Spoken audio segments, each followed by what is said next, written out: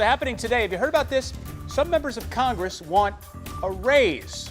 Though their favorability is quite low, a handful of lawmakers are considering the idea. What do you think about it? Is it a good idea? There are arguments to be made on both sides. Matt Gregory takes us inside the numbers. Now try to, if you could for a minute, contain your incredulous gasps and your unbelievable sighs.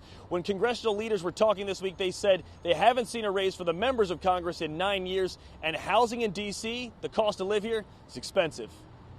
Why would a Congress that has a 20% approval rating think it deserves a raise? Well, approval ratings aside, here's their argument. The average salary of a congressman is $174,000 a year, and Congress hasn't taken a pay raise since 2009.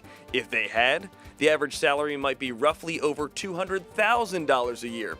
Congressional leaders say the pay hasn't kept pace with inflation and rising housing costs. If you're still rolling your eyes, Congress members in favor of the raise point to the D.C. real estate market.